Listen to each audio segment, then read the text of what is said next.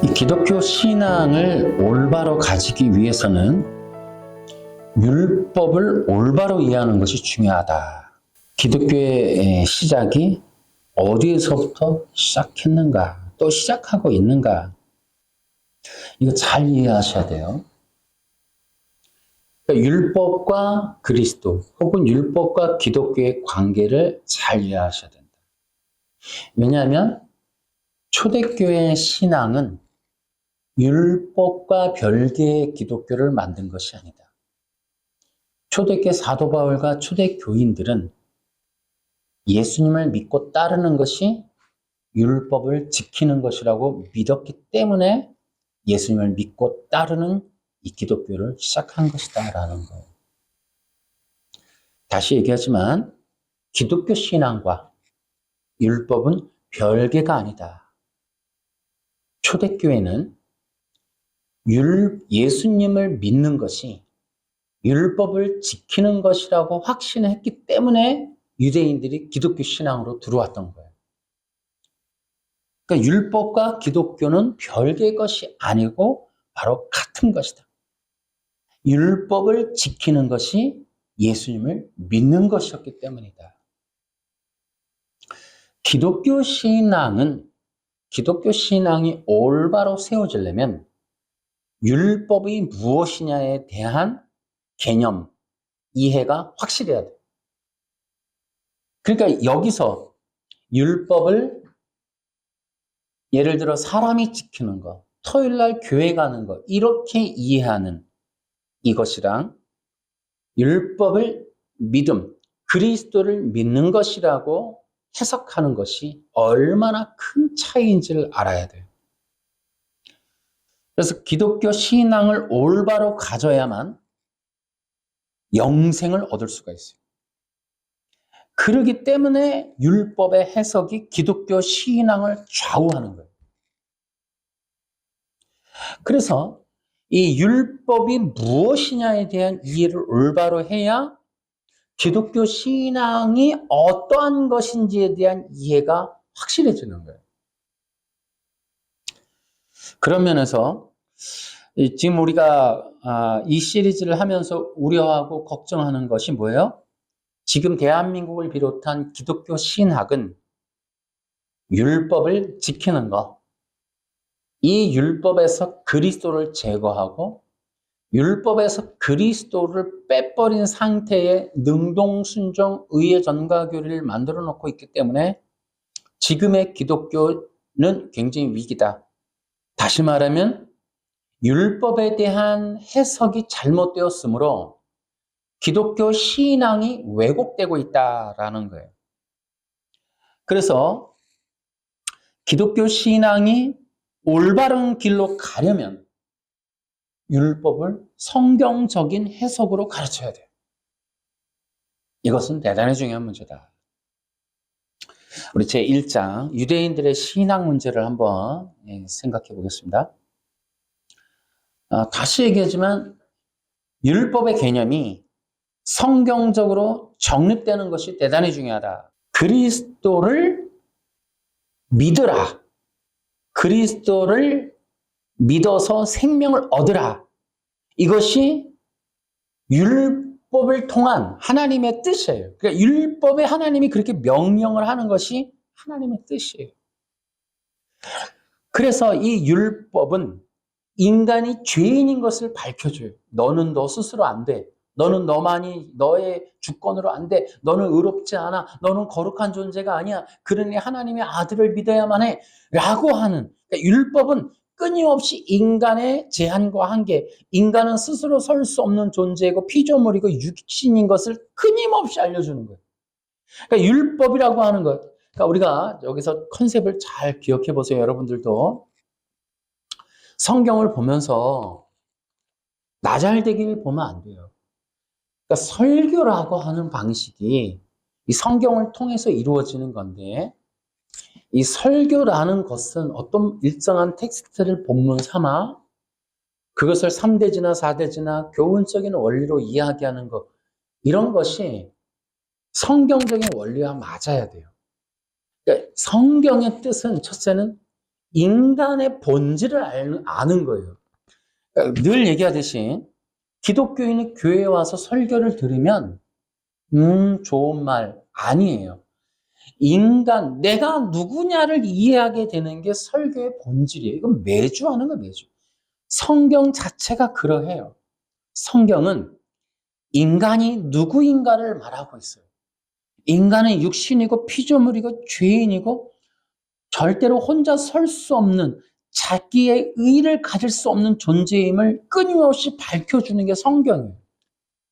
인간의 가능성을 말하는 게 아니라 말이에요. 그리고 나서 어떻게 한다? 율법은 그리스도께로 인도해요. 그러니까 율법은 인간의 죄와 인간의 한계와 인간이 영원한 하나님의 뜻에 합할 수 있도록 하나님이 보내주신 하나님의 아들이신 그리스도를 이해하게 되는 거예요.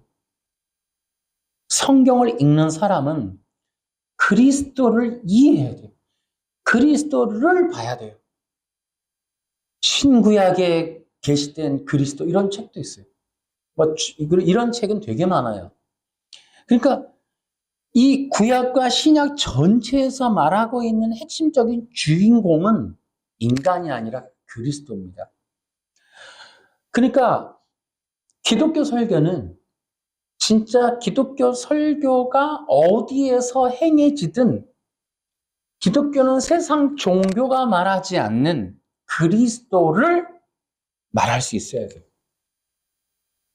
그러니까 세상 종교는 인본, 인간, 그다음에 이 땅이란 말이에요. 두 가지를 얘기하는 것밖에 없어요. 어떤 책, 어떤 사람, 어떤 원리, 어떤 좋은 말을 갖다 놔도 두 가지예요. 종교는 인간과 세상. 이 두 가지로 믹싱해서 만들어내는 이런 어떤 스피칭이 바로 이 세상 인본적인 종교의 원리입니다. 그러니까 기독교는 뭐라고요? 그리스도라고. 그래서 우리가 기독교적인 올바른 신앙적 개념이 서야 돼요.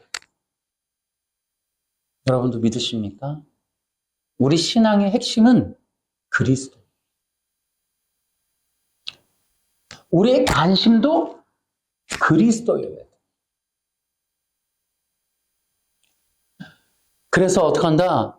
율법의 의미와 뜻이 성경적으로 정립이 되어야 기독교의 바른 신앙을 세울 수 있다. 거기 체크, 다 별표하세요. 율법의 의미와 뜻이 성경적으로 정립되어야 기독교의 바른 신앙을 세울 수 있다. 너무 중요한 거예요. 그러니까 율법이라고 하는 것에 대해서 성경적이지 않은 해석, 이것들이 지금 너무 많아요. 대표적인 게 의의 전가규리, 능동순종, 행위언약, 이런 것들은 율법의 왜곡입니다. 성경적이지 않은 거예요. 그런데 지금 한국 기독교 안에는 의의 전가결의와 능동순종을 부정하거나 비판하는 신학자는 단 한 명도 없습니다. 서철원 교수님 한 분 계십니다. 그분이 신학자는. 예수님은 명백하게 율법주의자들을 향해서 뱀의 후손이라고 말씀하셨어요. 사탄의 후손들이에요. 그러니까 그들은 예수님을 핍박하고 거짓된 신학으로, 그러니까 그 사람의 계명, 장로들의 전통, 이런 게 다 거짓된 신학이죠. 거짓된 신학으로 초대교회를 비판하고 올바른 복음, 이것들을 전하지 못하게 하고 또 율법을 올바로 해석해서 바른 복음을 전하는 바울과 사도들을 핍박하고 죽이는 것. 이게 이제 뱀의 후손들이 하는 일이에요. 그러니까 다시요. 뱀의 후손들이 하는 일은 핍박과 죽이는 거예요. 대상은 누구냐? 바로 바울과 사도들이에요. 그럼 바울과 사도들을 죽이는 이유가 뭐냐? 그들이 율법의 본질을 알고 전했기 때문에. 그러니까 율법이라고 하는 이 율법이 장로들의 전통, 사람의 계명, 사람의 행동으로 지키는 것. 그래서 의를 얻는 것. 아니. 예수님이 지켜서 의를 얻는 것. 이런 모든 지켜서 의를 얻는다는 이런 개념, 사람이든 예수님이든 이런 개념을 구축화한 그 당대에 바울과 사도들이 했던 서신서의 놀라운 충격적인 진실은 율법은 그리스도를 믿는 것이야. 하나님의 명령한 율법을 지키고 순종하는 건 그리스도를 믿는 거야 라고 하는 이 진실을 알게 된 사도들을 죽이는 거, 이게 뱀의 후손들이 하는 거예요. 그러니까 사도들이 죽어야 했던 이유는 한 가지예요. 율법의 뜻을 알았기 때문에. 율법의 명령이 그리스도를 믿음으로 성령을 받는 것이라는 이 놀라운 충격적인 진실을 알았기 때문에 죽어야만 했던 겁니다. 그러니까 뱀의 후손들이 하는 일은 율법의 진실을 덮는 거예요. 그러니까 이 율법의 이 진실, 메시아닉들, 유대인들 출신 중에서 예수님을 믿고 따르는 자들 중에 율법이 무슨 의미인지를 알고 있는 자들은 모조리 죽여야만 했어요. 그러니까 율법이라고 하는 게 사람이 지키는 게 아니라 그리스도를 믿으라는 명령이라고 하는 이 복음의 진리를 알고 있는 모든 자는 1세기 당시에 다 죽어야 했어요. 그리고 그 진실을 덮기 위해서 콘스탄틴이 유태인들을 다 제거하고 이제 이 헬레니즘에 쩌들은 종교인들, 태양신을 숭배하는 자들을 모아서 가짜 기독교를 만들어내는 공작을 니케아 공의에서 이제 시작하는 겁니다. 지금 우리의 기독교는 성경적이지 않다는 거예요. 그러니까 바울과 초대교회라고 하는 사람들의 정체성이 뭐냐? 율법이 뭔지를 알았다는 거예요. 율법이 뭐냐를 알았다. 그러니까 지금의 의의 전가교리나 능동순종과 같이 예수님이 율법을 지켰어. 이 개념은 초대교회나 사도 바울과는 전혀 상관없는 콘스탄틴이 만든 기독교에서 만든 가짜 신학이다 이렇게 보시면 돼요. 진짜 가슴이 너무 아파요. 가슴이 먹먹하고.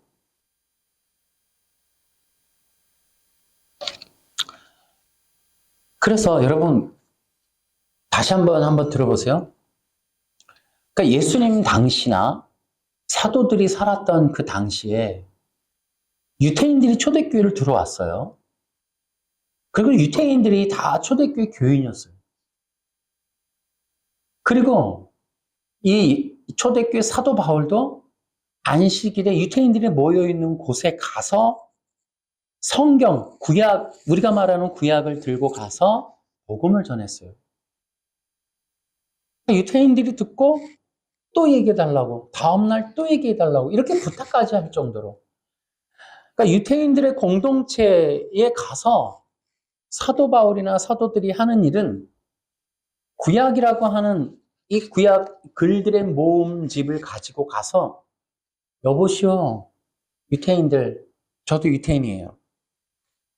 율법이 우리가 얼마나 소중히 여기는 겁니까? 세상은 아무도 갖지 않은 우리 선민들에게 주신 하나님의 약속이 율법 아닙니까? 제가 이 율법에 대해서 알려드릴게요. 이 율법은 그리스도를 믿으라는 겁니다. 충격적인 거예요. 유태인들이 율법의 그 증거를 얘기해봐. 예를 들어 사도행전 8장의 빌립이 에디오피아 내시를 전도하는 것과 같은 내용이에요. 에디오피아 내시가 자기 본국으로 가다가 이사야서를 읽으면서 답답해하는데 성령이 인도해서 빌립이 찾아가죠. 그리고 이보시오, 그 뜻이 무엇인지 압니까? 누구에 대한 얘기인지 압니까? 가르쳐주는 사람이 없는데 내가 어떻게 압니까? 그때로부터 빌립이 성경을 열어 예수 그리스도에 대해서 가르쳐 주었다. 이렇게 되어 있어요. 그러니까 성경을 들어 이 빌립의 이 복음 전도는 상징적이고 대표적인 거예요. 사도들이 무엇을 하고 있었느냐는 거예요. 구약이라고 하는 우리가 알고 있는 이 구약의 글들의 모음을 들고 사람들에게 가서 이것은 한 분, 하나님의 아들이신 그리스도에 대한 이야기입니다. 라는 이야기를 전하는 거예요. 충격을 먹는 거예요. 이 성경에 있는 이 내용들이 전부 그리스도에 대한 것이냐? 사도 바울은 더 직접적인 거예요. 가서 구약을 들어 율법을 통해 오직 믿음으로 의를 얻는 것입니다. 라고 하는 이야기를 전하는 거예요.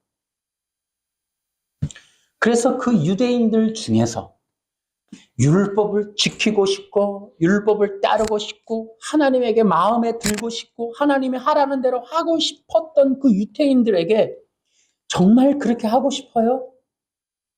하나님의 뜻을 따르는 일을 너무 사모합니까? 율법을 정말 100% 순종하고 싶습니까? 한 점 흠도 없이 율법을 100% 지키고 싶습니까? 그것은 바로 그리스도를 믿는 겁니다. 라고 합니다. 그랬더니 그 유대인들 중에 예수님을 믿는 자들이 나오는 거예요. 그 유대인들이 예수님을 믿으면서 우리는 구약을 떠날 거야. 유대인들 종교는 달라가 아니라 우리가 예수님을 믿으려고 하는 이유는 그것이 율법을 지키는 것이기 때문이요. 라고 하는 거예요. 우리가 예수님을 믿음으로 영생을 얻는 것이 율법에 기록된 문구를 지키는 것이기 때문에 그리하는 것이요. 라고 하는 거예요. 이해하시겠습니까, 여러분? 그 유대인들은 예수 믿는 것을 율법과 별개의 것으로 생각하지 않았어요. 유대인들이 기독교 신앙이라고 하는 초대교회 사도들이 말하는 대로 예수님을 믿으려고 했던 이유는 그것이 율법의 명령이라고 믿었기 때문에 예수님을 믿은 거라니까요. 그렇게 율법이라고 하는 것을 어떻게 해석하느냐에 따라서 사도들이 해석하는 사도들이라고 하는 그분들의 역할대로 율법은 그리스도를 믿는 것이요 라고 하는 가르침과 그 해석과 가르침으로 전했더니 그 유대인들이 정통 유대인들 중에서 그들 중에서 정말 그 말을 따라서 하나님의 말씀 율법을 지키려고 하던 자들이 예수님을 믿음으로 율법을 완성하기를 원하는 자들이 나오더라는 거예요. 그들이 구원받는 거예요. 사도들의 역할은 구약의 율법을 어떻게 해석하고 전하느냐에 따라서 사도가 되거나 바리새인이 되는 거였어요. 바리새인들의 역할은 율법은 사람이 지키는 것이요, 안식일 날 교회 가는 것이요, 부모를 공경하는 것이요, 그리해 하나님을 기쁘게 하는 것이요, 십계명을 지키고 율법을 다 지키는 것이 하나님이 명령하는 것이요 라고 하는 바리새인들의 명령을 따라서 가던 사람들은 전부 지옥문으로 가는 거예요. 마태복음 23장에 율법주의자들이 하는 일이 구원의 문을 막는다. 자기들도 안 들어가고 남도 못 들어가게 한다. 사도들이 죽어야 했던 이유는 거기에 있는 거예요. 율법의 명령은 이 율법을 100% 흠없이 지킬 수 있는 유일한 방법은 예수님을 믿는 것이요 라는 이 율법의 본질, 율법의 비밀을 전했기 때문에 죽어야만 했던 거예요. 지금도 이 지구상에 이 율법을 사람의 계명이 아니라 예수님을 믿는 믿음이요! 라고 전하는 그런 사도들이 나오질 않는다는 거예요. 자, 우리 두 번째 거기 한번 보세요. 지금 그 얘기가 바로 거기 다음 페이지 위에 유대인들이 기독교 신앙을 가졌던 이유는 그것이 율법의 뜻이라고 믿었기 때문이다. 초대교회 유대인 신자들은 구약 율법과 다른 신앙을 가진 것이 아니었습니다.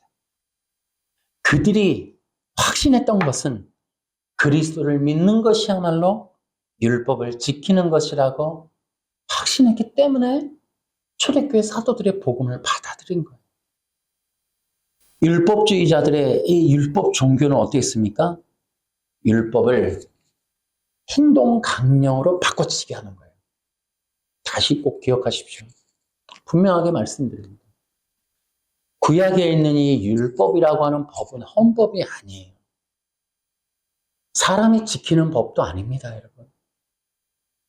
율법이라고 하는 율법의 특성은 그리스도에 대한 이야기예요. 그리스도에 대한 계시, 그리스도를 믿는 명령, 이런 거예요.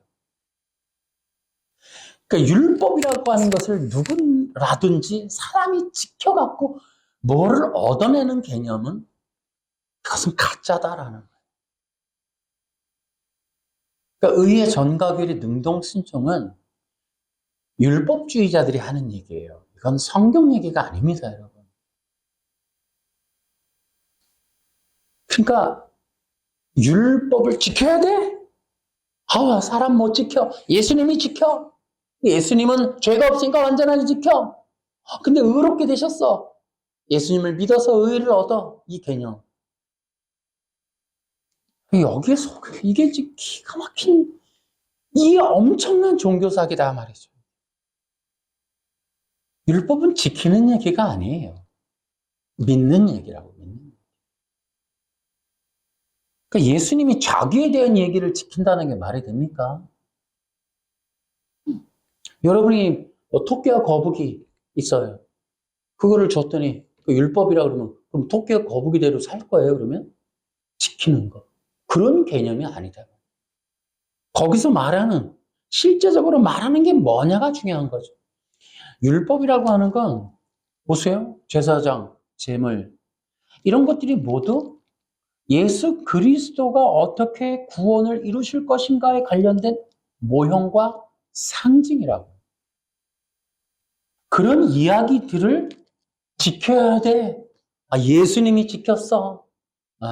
여러분, 지금의 통탄할 노릇이다. 이게 지금 한국 기독교는 물론이고 전 세계적인 기독교가 바로 율법이라고 하는, 그러니까 사도 바울을 제거하고 초대교회 제거하고 종교개혁을 통해서 완전히 새로운 기독교를 조작해내버린 이 기독교의 현재 모습은 율법에서 그리스도를 제거한 완전한 형태의 율법주의가 장착됐다. 무서운 이야기죠. 제2장 율법의 개념과 신앙 형성. 우리는 누가복음 24장 44절을 기억해야 돼요. 율법은 그리스도에 대한 이야기다. 자, 여기에 우리들 습관처럼 별표 너무너무 중요하니까 우리는 이걸 확신하고 있는 거니까요. 여기 위에 서서 있는 거고, 저도 그렇지만 적어도 우리 공동체는 이제 누가 뭐라 해도 율법은 그리스도에 대한 이야기지. 그러니까 우리 공동체는 의의 전가결의, 능동순종, 그 다음에 이 행위언약, 이 도덕법 절대 받아들이지 않는다는 것, 속지 않는다는 것, 그들의 거짓말을 우린 절대로 가까이 하지 않는다는 것. 적어도 우리 공동체는 그렇다는 거예요. 다른 교회가 어떻게 하는 거야? 자기들 선택이지만 우리는 성경 말씀을 따르겠다는 거예요. 성경 말씀. 성경에 누가복음 24장 44절, 요한복음 5장에 이 성경이 예수님에 대한 이야기라고 분명히 예수님 당신이 이야기하셨어요. 우린 예수님의 이야기를 믿을 거예요. 신학자의 이야기를 믿지 않아요. 의의 전가결의, 능동순종. 여러분, 이런 거짓말에 저희는 절대로 속지 않는다. 사도 바울도 율법을 해석해서 그리스도를 믿는 믿음으로 전했어요. 예수님도 그러셨고. 그러나 지금 안타까운 건 바울이 다시 일어나지 않고 있다라는 거죠. 진짜 양심적인 그런 신학자들은 물론이고, 진짜 성경을 읽는 분이 계시다면, 성경을 성경대로만 볼 수 있다면, 이 율법이 과연 지키는 것이냐 하는 이 문제, 진짜 저는 궁금해요. 과연 율법은 지키는 것이냐? 아니, 예수님이 지키는 거라든지. 진짜 궁금합니다. 지금은 뭐 100% 지금 다 따라가고 있으니까 합동, 또 고신, 뭐 여기 합신, 전부 의의 전가교리, 능동순종, 행위언약, 전부 예수님이 율법을 지켜서 의를 얻으셔서 그 의를 전가받아서 내가 율법을 지킨 자가 되고 나도 의로운 자가 되고 죄가 없는 자가 되고, 어떻게 이게 기독교 신앙이 될 수 있었죠, 이게? 근데 지금도, 지금 2026년인데 이것에 대한 반론을 제기하는 책이 단 한 권도 없다는 거, 지구상에. 너무 아이러니하죠. 제가 책을 썼습니다만 이제 9월 말이나 10월에 나올까 CLC에 넘겼는데 뭐 좀 늦어지고 있어요. 어쨌든 나오면 제가 쓴 책은 최초로 이 문제를 거론하는 그런 책이 되지 않을까 싶습니다.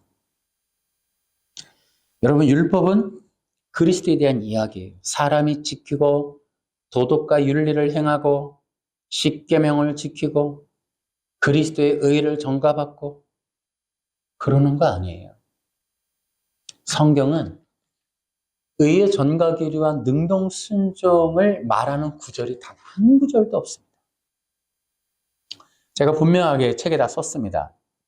그들이 말하는 본문들의 본래의 뜻을 얘기해놨어요. 근데 신학자들은 비양심가가 아닌가 싶어요. 로마서 5장 19절이나 갈라디아서 4장 4절을 예수님의 능동순종에다 갖다 붙여놨거든요. 갈라디아 4장 4절은 능동순종에 붙일 본문이 절대 아니거든요. 신학자들은 갖다 밀어붙이는 거예요. 첫째, 그들은 성경을 모르든지, 둘째, 알면서 밀어붙이는 비양심가든지, 그 중에 하나겠죠. 너무 안타까운 일이 아닐 수 없습니다. 그러니까 우리가 여기에 거기 밑줄 쳐 있는 대로 율법이 그리스도를 믿는 믿음의 진리라는 것을 확신하고 따르는 것은 대단히 중요합니다. 여기도 별표 한번 해주시고, 그것이 성령을 받고 생명을 얻는 문제와 연결되어 있어요. 사탄이 두려워하는 것이 바로 그것입니다. 사람이 율법을 통해 그리스도를 알고 그리스도를 믿음으로 성령을 받고 구원받는 것, 이게 사탄이 제일 두려워하는 거예요. 지금 거기에 여러분의 밑줄을 좀 쳐주세요. 별표 좀 해주세요. 사탄이 두려워하는 게 뭐냐? 사람들이 율법의 본질, 본래 뜻을 알고 그리스도를 이해하고 그리스도를 믿음으로 그리스도를 통해 성령을 받고 그 새 생명을 얻게 되는 거, 이게 가장 두려워하는 거예요. 그래서 뱀의 후손들인 거예요. 뱀의 후손들이 이 땅에 와서 하는 일이 율법을 조작하는 일이에요. 그러니까 사탄이가 애써 노력하는 건 뭐냐면 율법을 덮는 거예요. 모르게 하는 거예요. 그래서 고린도 후서 3장에는 수건으로 덮는다 이렇게 되어 있어요. 그 수건이 바로 이 장로들의 전통이란 말이에요.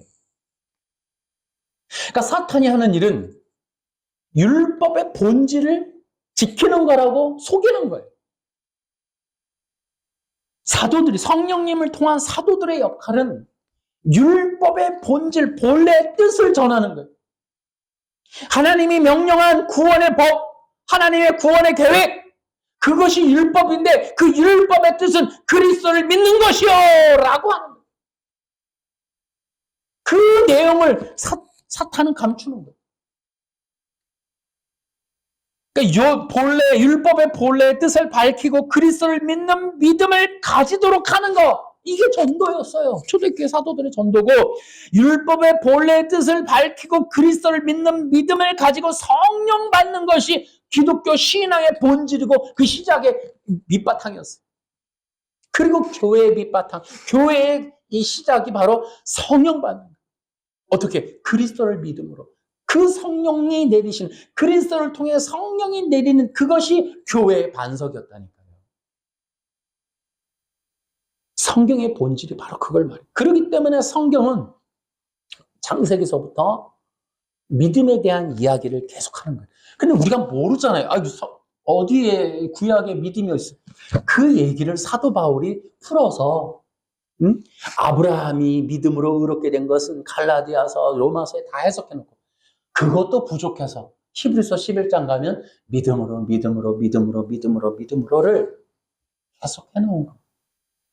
그걸 보니 성경은 창세기서부터 믿음을 말하고 있더라는 거예요. 믿는 사람들에 대한 이야기를 하고 있더라는 거예요. 율법을 안식일날 교회, 아무것도 안 하고 토요일날 교회 그런 얘기 하는 게 아니다. 성경은 믿음의 이야기입니다. 그래서 우리가 행할 것이냐? 인간은 그리스도와 연합할 것이냐? 그리스도를 믿는 믿음으로 그분과 연합할 것이냐? 그리스도를 믿음으로 그리스도와 연합할 때 성령이 임하여 내가 하나님의 자녀가 된다. 이 개념, 요게 하나님이 만들어 놓은 율법에 계시던 하나님의 구원의 계획이에요. 기독교 신앙의 형성이라는 게 바로 이겁니다. 기독교 신앙이 뭐냐? 이거 되게 중요한 말이에요. 그 밑줄을 한번 쳐보세요. 기독교 신앙은 율법을 지키고 따르고 순종하는 거예요. 이해하시겠어요? 율법과 별개가 아니라니까요. 기독교 신앙이 뭐냐 하면 율법을 지키고 따르고 순종하는 거예요. 율법을 따르고 순종하는 게 뭐라고요? 믿는 거라니까요. 예수님을 그리스도라고 믿는 것이 율법 순종. 그것이 기독교 신앙이다.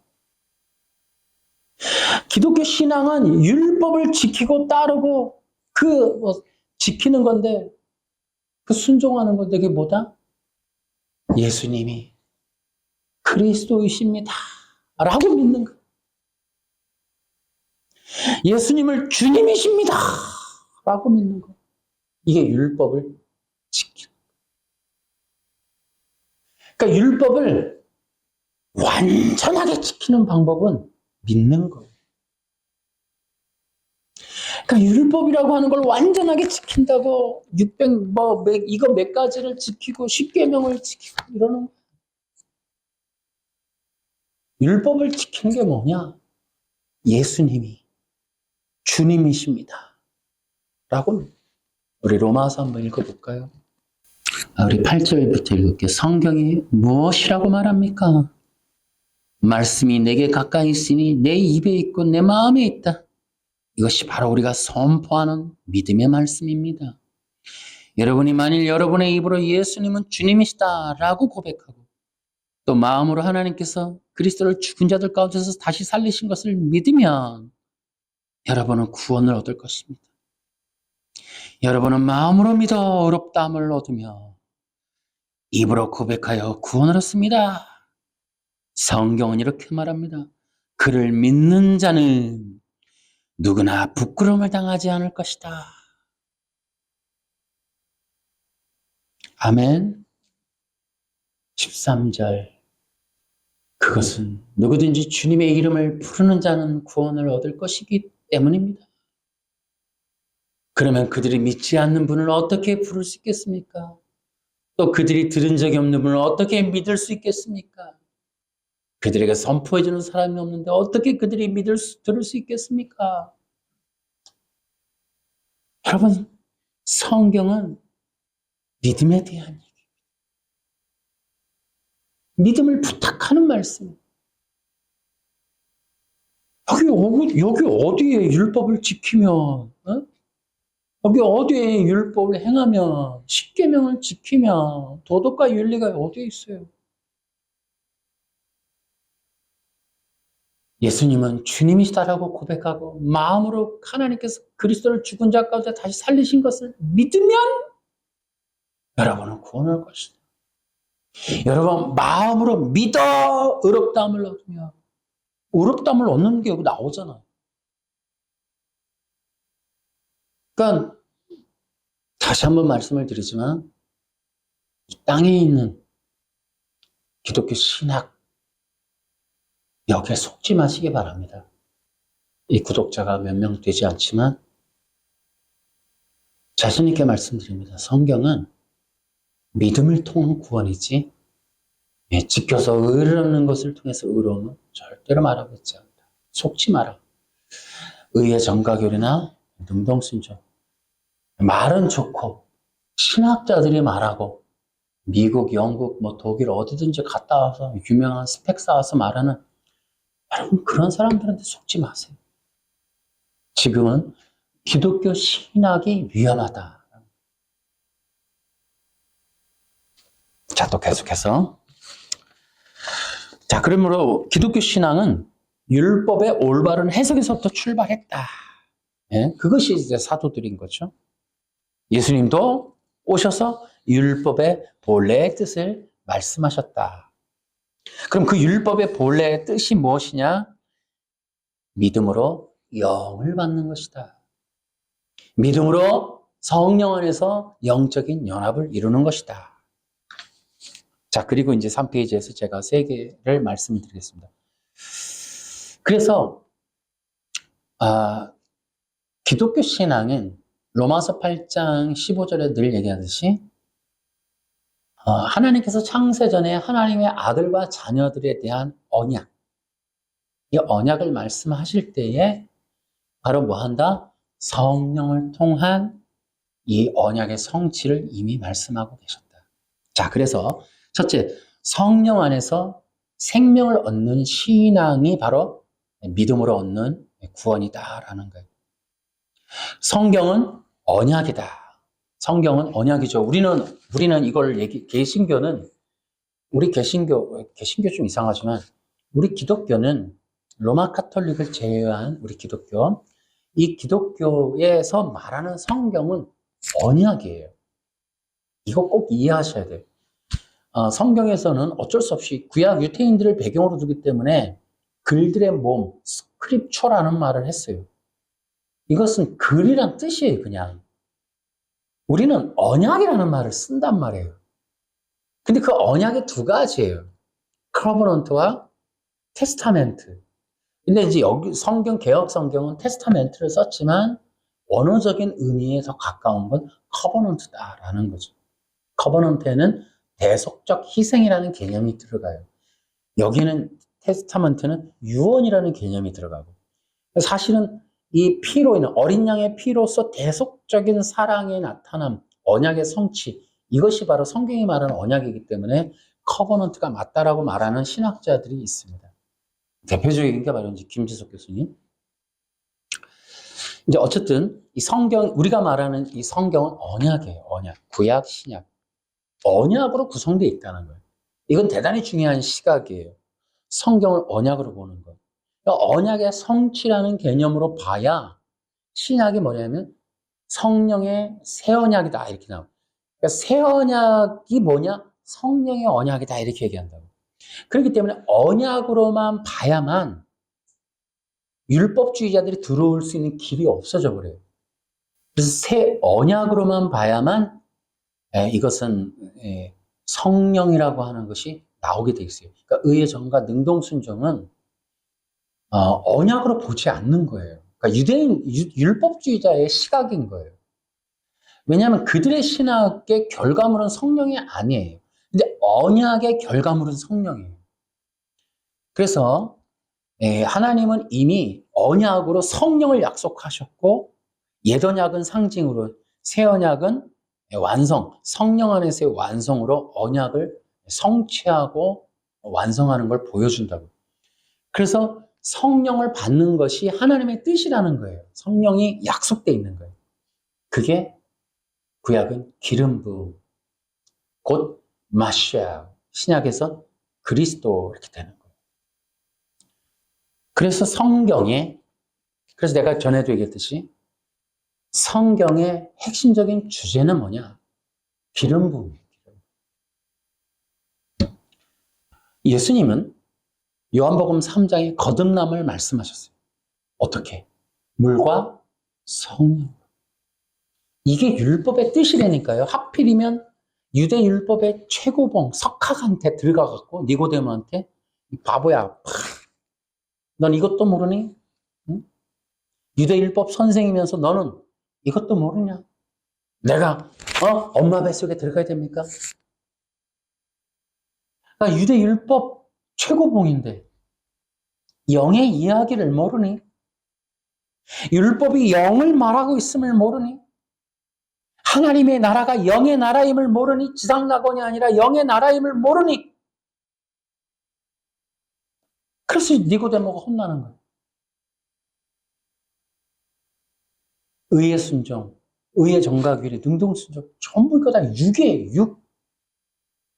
예수님 율법을 지켜서, 몸으로 지켜서 의롭다, 도덕적이다, 윤리적이다, 그렇게 인정받은 정말 참되다, 그런 개념의 의 받아서 나도 율법을 지켜서 거룩한 사람, 흠없는 사람. 그러니까 이게 육신의 노름으로 하는 거예요. 육신의 노름. 기독교 신학이 죽었다 이 말이에요. 지금 기독교의 위기는 이 의의 순종과 능동 순종을 전하는 이들의 책임도 적지 않아요. 그러니까 이런 거짓된 선지자들, 가짜 선지자들의 영향이 기독교를 좀먹는 거예요. 예수님은 육이 영을 입는 걸 얘기하고 있어요. 영의 이야기를 하고 있다고. 근데 기독교는 못 알아먹어요. 다 니고데모 수준이야. 나 독일 갔다 왔어요. 미국 외신 출신이에요. 칼빈 출신이에요. 왔는데 전부 육이야. 헬라어, 히브리어를 알아? 이러면서 전부 육. 육이 영을 입는 이 율법의 본질, 율법의 뜻, 율법의 요구, 로마서 8장 4절이 말하는 율법의 요구가 영임을 모르는 이 답답함이 있다. 기독교가 멸망한 길로 가는 이유 중에 하나가 바로 육신, 세상, 욕망, 욕구, 축복, 돈, 세속, 큰 교회, 큰 목사, 유명한 사람들, 이 카르텔, 뭐 이런 개념인 거예요. 그러니까 기독교는 똑같은 게 지금 나타나는 현상이 정치적인 거나 어디 동네 양아치들이나 아니면 향후회나 동창회나 기독교 이 총회나 똑같아. 다 똑같아. 원리와 형태와 행태와 나타나는 결과물과 사건, 사고가 똑같아. 똑같아. 다 똑같아. 그냥 기독교적 용어를 쓰고 있고 기독교에서 말하는 기도를 하고 예배라는 형식을 취하지만 동창회나 뭐 등산 동호회나 별반 다를 바가 없다. 똑같다. 행태나 뭐 말하는 것들 모두가 똑같아. 시스템, 절차, 방법, 결과물, 논의하는 결과물들, 지향하는 거, 바라는 거 똑같아. 육이다 이 말이야. 육. 그러니까 전부 니고데모 수준이. 니고데모를 못 넘어가. 전부 니고데모야. 다 꼴로 맞아. 육이 영어림. 오죽하면 예수님이 거듭나지 않으면 하나님 나라를 볼 수 없다. 못 알아먹는 거예요. 못 알아먹는 거예요. 어? 육이 영을 입는 진리를 못 알아먹는 거예요. 동창회 모임이나 총회 모임이나 뭐가 다르냐. 지금 이단 정제하는 거 제가 뉴스로 여러 번 이렇게 보는데 뭐가 달라? 전혀 똑같이. 웃기다 이 말이에요. 웃기다. 그러니까 기독교가 나아가고 있는 이것이 성경에서 이미 멀어져 있기 때문에 그러니까 지금의 기독교는 오순절 이 기독교와는 멀어져 있기 때문에 지금 기독교는 거의 괴물, 몬스터라고 봐야 돼. 이게 종교단체다. 종교단체가 아니라 괴물.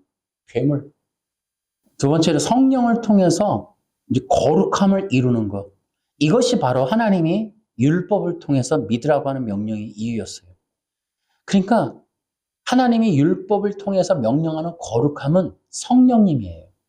그런데 이 성령님을 얻는 방법은 믿음밖에 없거든요. 그러니까 인간이 노력해서 거룩해지지 않아요. 십계명을 잘 지키고 토요일 날 교회를 100년을 가도 거룩해지지 않아요. 육이 영을 입어야 거룩해져요. 육에 성령이 임했을 때 거룩하다라고 하는 거지, 인간이 뭔가를 되게 열심히 하니까 야, 너 나아졌다, 거룩하다, 이러지 않는다는 거예요. 다시 꼭 기억하세요. 인간에게 거룩하다라고 하는 인정은 성령님이 임하는 것밖에 없어요. 우리는 어떤 걸 해도 안 돼요. 그래서 율법은 믿음을 명령하는 거예요. 그 믿음은 그리스도라는 거예요. 그래서 이 성령을 받지 못하면 거룩함이 없어요. 근데 성령을 받는 방법은 십자가에서 함께 죽고 함께 살아나는 거예요. 이걸 거듭남이라 그러는 거예요. 그러니까 물과 성령으로 거듭난다. 예수님과 함께 십자가에서 죽고 십자가에서 다시 성령 안에서 살아나는, 이것이 바로 물과 성령으로 거듭나는 거예요. 이 거듭남, 다시 말하면 육이 영을 입는 방법, 이게 거듭남이라니까요. 이게 복음이에요. 이게 복음. 의의 순종, 정각의 능동 순종은 거듭남이 아니고 사기지고 거짓말이에요. 이거는 아니에요. 예수님이 말씀하신 거듭남만이 우리가 의로워지는 거예요. 의의 정각의 교리나 능동 순종은 절대 사람을 의롭거나 거룩하게 못 만들어요. 그 조작이라고, 조작. 성령님을 통해서 성령님이 임할 때, 믿음으로 성령이 임할 때 그걸 뭐라 그러냐? 하나님의 나라가 이루어진다, 이렇게 얘기하는 거예요. 여기서 이제 사람들이 많이 속는 거 하나 해결해 드릴게요. 예수님이 오셔서 회개하라, 천국이 가까웠다, 이런 얘기 하잖아요. 그럼 사람들이 대부분 예수님이 오신 걸 천국이라고 얘기하는데 그게 아니라니까. 그러면 천국이 왔다 그러지 가까웠다 그래요? 예수님이 천국이 가까웠다, 회개하라, 이건 뭐냐면 성령이 부어질 오순절을 말하는 거예요. 오순절 성령이 임한 그것이 하나님의 나라가 임하는 거예요. 나라가 임하는 거. 예수님 당신이 아니고. 그러니까 하나님의 나라의 백성이 되려면 어떻게 돼요? 예수님을 믿음으로 성령을 받아야 되는 거예요. 그 성령을 받을 때 하나님 나라 백성이 되는 거예요. 그래서 성령을 받아야만 하나님의 나라가 이루어진다, 이렇게 얘기하는 거예요. 그래서 우리가 이 예수님을 믿어야만 하나님 나라 백성이 된다. 아멘. 자, 세 번째, 성령의 이제 신앙생활을 또 봅시다. 자, 이것이 대단히 중요한 거예요. 그러니까 사도행전의 이 의미를 잘 기억해야 돼요. 그러니까 우리 기독교 이 성경 안에 사도행전이 포함되어 있는 이 이유를 잘 기억해야 돼요. 그러니까 의의 순종, 정각, 능동 순종 이런 거는 다 사기란 말이에요. 여기에서 절대 말하지 못하는 것, 이것이 바로 사도행전의 비밀이에요. 그러니까 성령이 부어지는 게 초대교회 시작이고 사도행전의 이 내용이에요. 그러니까 성경이 말하는 구원의 역사는 성령의 역사예요. 성경이 말하는 구원의 역사는 성령의 역사다. 이거 바꿔 말해도 돼요. 성경이 말하는 성령의 역사가 구원의 역사예요. 그리고 그 성령이 역사하는 교회가 뭐다? 하나님의 나라가 임한 거예요. 그 하나님의 나라가 이 땅에 임한 상태가 교회인 거예요. 그래서 하나님 나라인 이 교회의 필수는 뭐냐면 성령의 임재예요. 그러면 성령의 임재가 있는 교회가 되려면 한 가지 방법밖에 없어요. 예수님을 믿게 하는 거예요.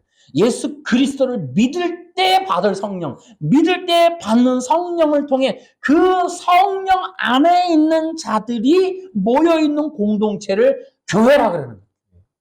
그래서 기본적으로 교회는 성령이 운행하시는 거예요.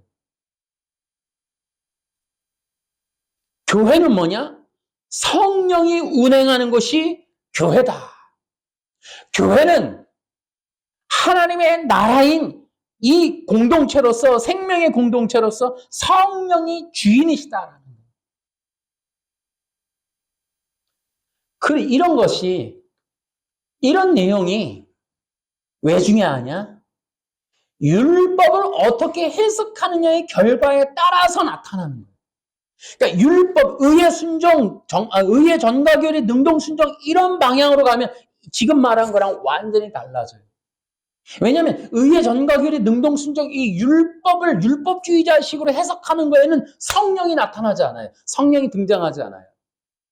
성령의 역사가 없습니다. 성령의 역사가 그쳐버려요. 성령의 역사가 완전히 막혀버리는 게 바로 의의 전과 능동 순종이란 말이에요. 그러니까 율법주의자들이 이 성경에 있는 율법을 왜곡하려고 했던 이유가 뭐냐면 성령의 역사를 회방하기 위해서 그런 거예요. 가로막기 위해서 그런 거예요. 그렇기 때문에 성령의 역사하는 교회가 되려면, 올바른 성령의 역사가 펼쳐지는 교회가 되려면 율법을 올바로 해석해야 돼요. 그것은 목사님들이 너무 중요해요. 목사님들이 어떤 입장이냐가 대단히 중요한 거예요. 계속해서 행동을 지시하는 명령의 설교를 하는 교회는 이것은 위험하다. 성령의 역사가 그칠 가능성이 높아요. 그러나 복음, 믿음을 강조하는, 믿음의 역사를 자꾸 증언하는 설교는 성령의 역사가 가득할 가능성이 많아요.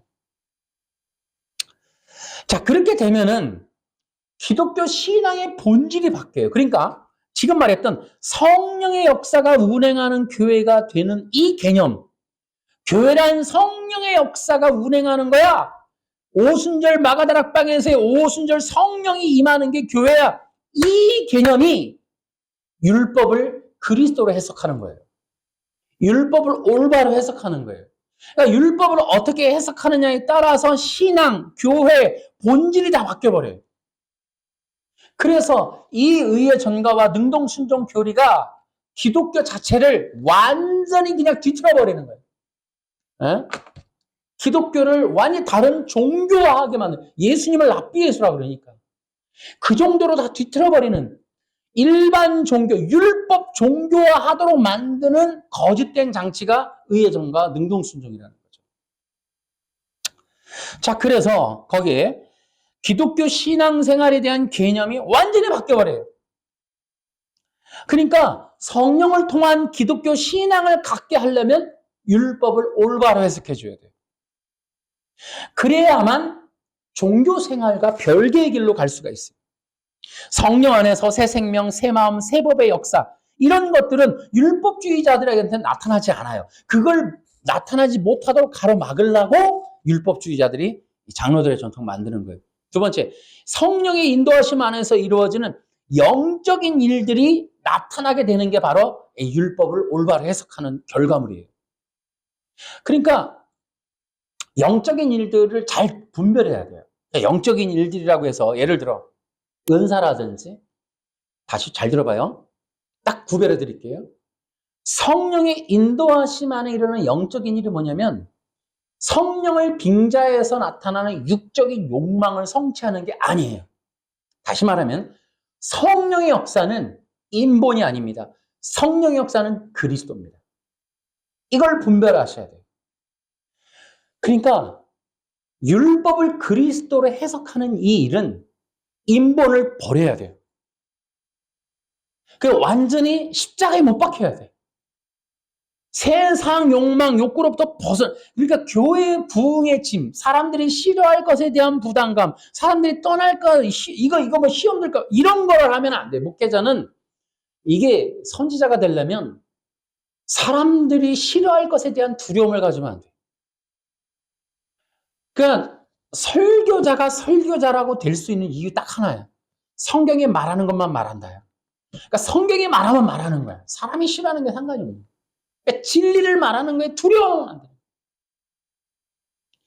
그러니까 성령의 역사를 말할 때 설교자들이 받는 가장 큰 그 유혹이 뭐냐면 세상 축복을 붙일 수밖에 없어요.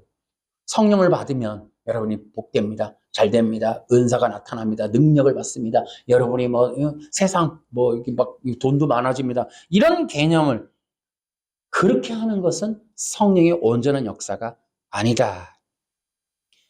아까 얘기했죠. 성령의 역사는 하나님의 나라의 역사예요. 하나님의 나라의 역사는 이 땅의 인본과 세속을 떠나는 거예요. 우리는 본질을 추구해야 돼요.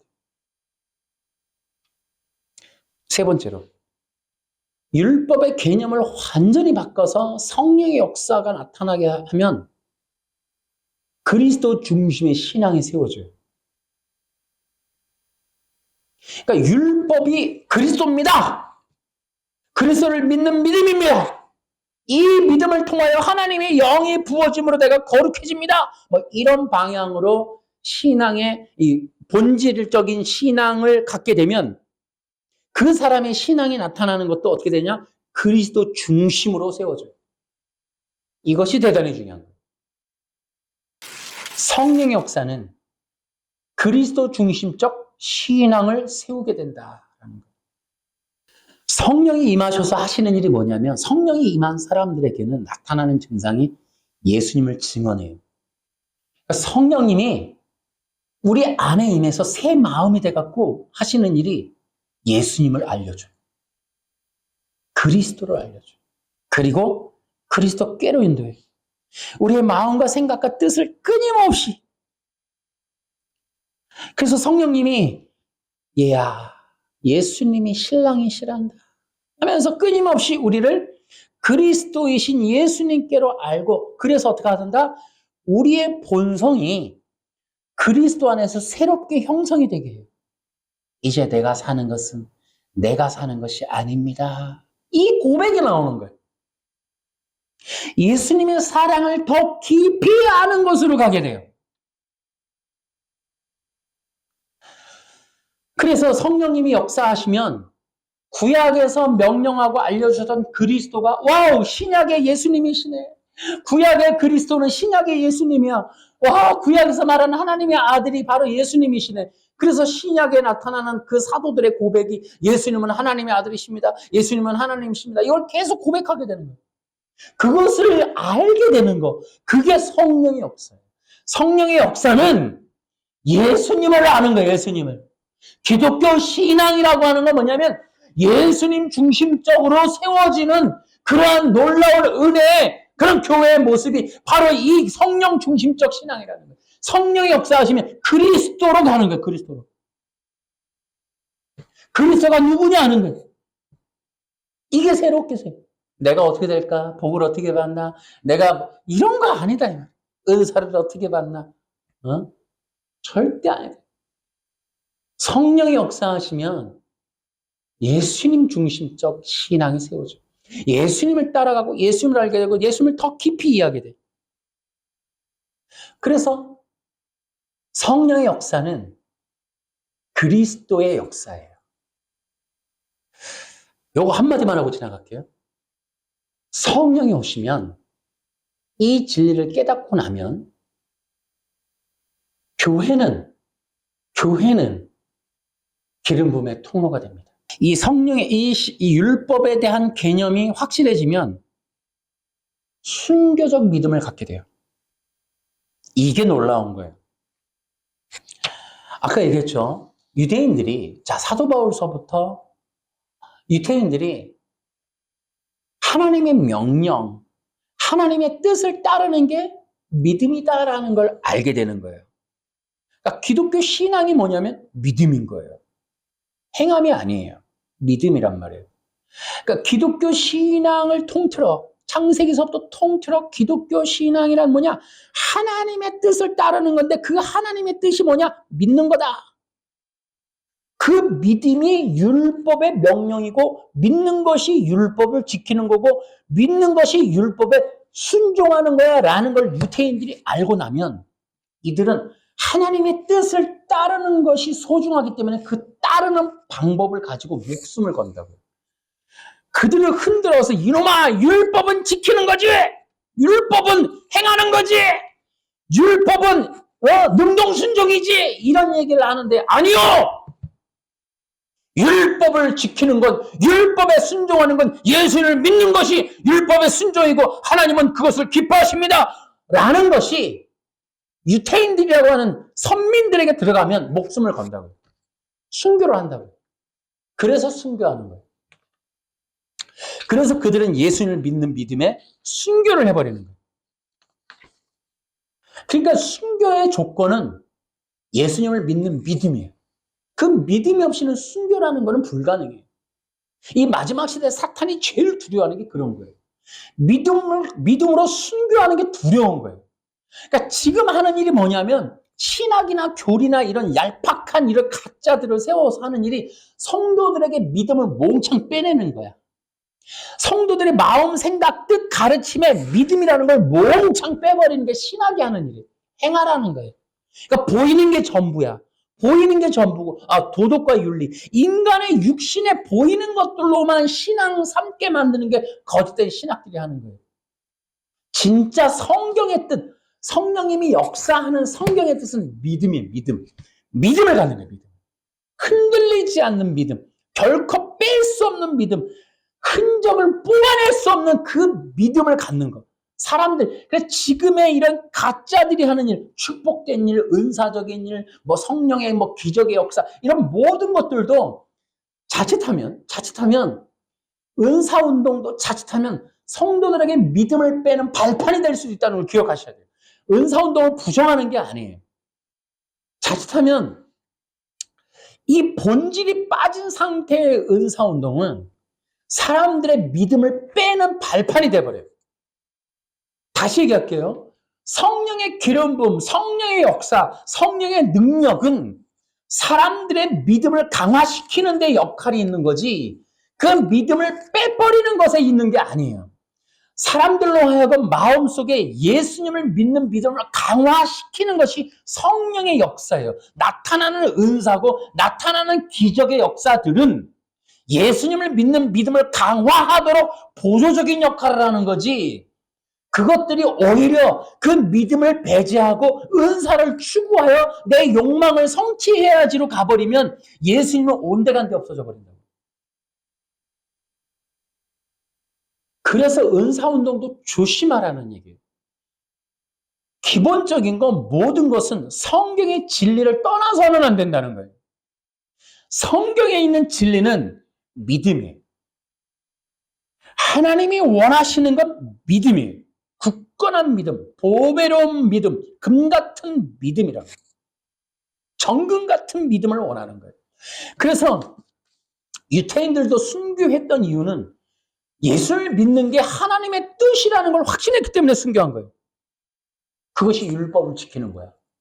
율법을 지키는 거 안식일 날 토요일 날 교회 가는 거 아니야. 그게 아니라 예수를 믿는 거야.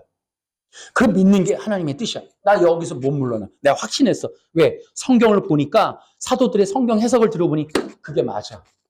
그리고 그 성경의 해석의 결과물로 성령이 임했어. 나 확신했어. 그래서 빌립이 전도했던 것도 이해해. 이사야서가 말하는 그 어린 양은 예수님이야. 예수님이었어. 이사야가 예언하는 처녀가 아기를 잉태한다. 예수님이었어. 이해했어. 예수님에 대한 얘기야. 율법의 명령은 예수님을 믿으라는 거였어. 나 이해했어. 진짜 율법. 내가 선민으로서 이 율법을 지키는 건 예수님을 믿는 거야. 그래야만 살아. 레위기 18장 5절은 믿음으로 일을 행하라. 그래야만 산다 하는 뜻은 그리스도를 믿으라. 그래야만 네가 성령을 받는다. 이 뜻이었어. 나 확신해. 이것이 사도 바울의 얘기야. 난 그래서 순교할 수 있어. 난 여기에 못 물러나. 그러니까 유대인들이 와서 죽이려고 할 때에도 그 핍박 가운데서 예수님을 믿습니다. 이것이 예수님을 죽음에서 부활시키고 하나님의 영광을 꺼서 다시 살리실 걸 믿는 아브라함이 가졌던 그 믿음이고 나도 그 믿음으로 하나님의 자녀로서 하나님의 의롭다 하는 백성이 될 것을 확신하기 때문에 나는 믿음으로 나아갑니다 하고 목숨을 건 거예요. 그래서 순교하는 겁니다. 초대교회 성도들이. 율법과 별개로 다른 거 아니에요. 율법과 별개 아니 율법의 명령이고 그것이 율법의 뜻이라고 믿었기 때문에 순교한 거예요. 그래서 성령의 역사는 순교자를 만들어내는 거예요. 제가 더 많은 얘기를 또 지금 하고 준비했지만 이거 다음에 또 하는 걸로 하고요. 결론을 바로 가겠습니다. 바울의 복음이 기독교의 시작이에요. 다시 얘기하면 1517년 루터가 시작이 아닙니다, 여러분. 사도 바울이 말했던 로마서와 갈라디아서 그리고 사도행전의 이 오순절 역사가 기독교의 시작입니다. 마틴 루터가 시작 아닙니다. 1517년이 시작 아니에요. 여기서 속으면 안 되십니다. 제가 이 부분은 다음에 다시 말씀을 드리도록 하겠습니다. 또 기독교는 성경을 따라야 돼요. 신학을 따르면 안 됩니다. 사람들의 말을 따르면 안 돼요. 성경의 말을 따라야 되는 거예요. 성경의 기독교는 바울이 말하는 대로 믿음 위에 영이 부어지는 거예요. 그것이 바로 기독교의 시작이에요. 믿을 때 성령이 임하는 거예요. 그것이 기독교의 시작이에요. 이것을 명심하셔야 돼요. 그러니까 율법의 해석에 따라서는 앞에서 말씀드린 이 믿음의 신앙의 갈래, 믿음의 갈래, 여러 가지 증상들이 확 갈린다는 거 기억하십시오. 율법에 순종하는 것은 무엇이냐? 그리스도를 믿는 것이다. 밑줄. 거기 아주 중에 별표하시고. 율법에 순종하는 것이 무엇이냐? 그리스도를 믿는 것이다. 그리스도를 믿음으로 성령 받는 것이 율법을 지키는 것이다. 여러분 이것을 명심하세요. 율법에 순종하는 것은 그리스도를 믿는 것이다. 그리스도를 믿음으로 성령을 받는 것이 율법을 지키는 것이다. 기독교 신앙은 성령 안에서 그리스도를 통해 하나님께 나아가는 거예요. 이것이 너무 중요하다. 이것을 기억하십시오. 성령의 신앙생활은 세상 만족이 아니에요. 그래서 다음 또 설교의 예고편은 여러분은 연단받는 사람들을 주목해야 됩니다. 왜냐? 성령을 받은 사람들에게 나타나는 증상, 하나님의 나라가 이루어지는 방식, 그것을 연단으로 보여주기 때문이에요. 성경에 나타나는 인물들을 보십시오. 어느 누구도 연단 피한 자가 없습니다, 여러분. 그래서 성령을 통한 신앙생활을 이루어가는, 준비되어져 가는 사람들의 특징을 연단과 고난이다라고 말하는 이유가 무엇인지를 여러분이 기억하셔야 돼요. 그것이 바로 이 땅이 아닌 영원한 하나님의 나라의 길을 가는 표징이기 때문에 그렇습니다. 성령을 받은 자는 보여지는 화려한 이력으로 나타나지 않습니다. 그들은 거친 광야 좁은 길을 갑니다. 성령님이 이끄시는 생명의 길은 좁은 길이에요. 성령이 역사하셔서 강력한 성령 충만으로 이끄시는 길은 광야예요. 그것을 기억하죠. 여러분 제 얘기가 아니라 성경에 나오는 얘기입니다. 다 나오잖아요. 그것이 바로 성령님을 통한 하나님의 나라의 성취의 방법입니다.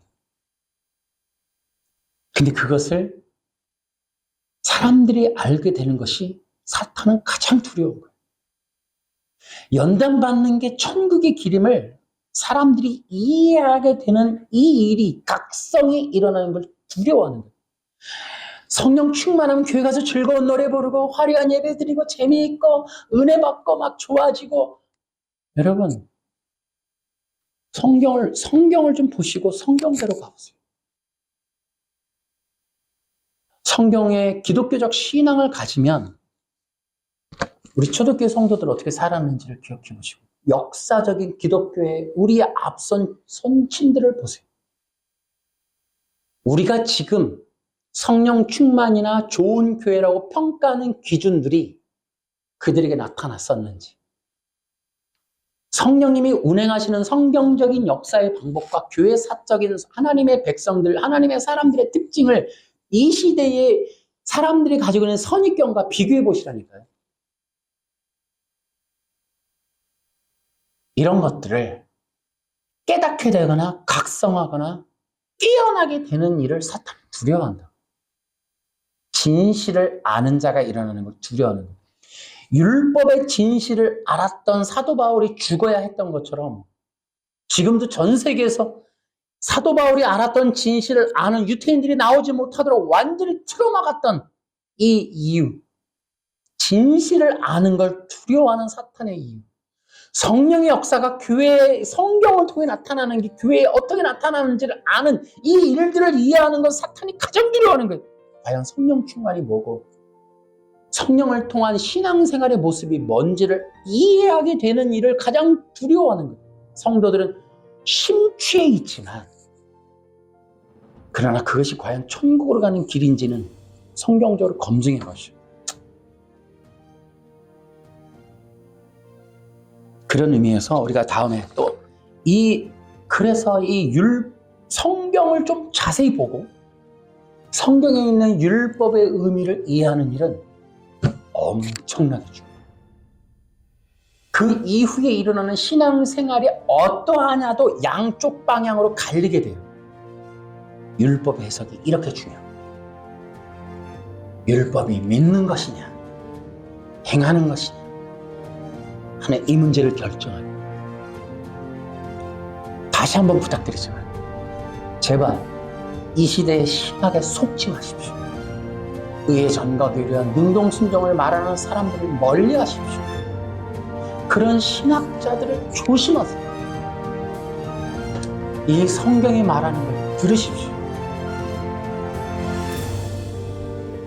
그래야만 하나님의 역사가 나타나는 이 어마어마하게 확 달라지는 이 두 가지 방향, 성도들과 함께 생명의 길을 걷기를 원한다면 이것이 믿음으로 행해야 되는 것인지 행함으로 따라야 되는 것인지를 분별할 수 있다. 그렇게 분별해야만 생명의 길을 갈 수 있게 된다는 것을 명심하시오. 기도하겠습니다.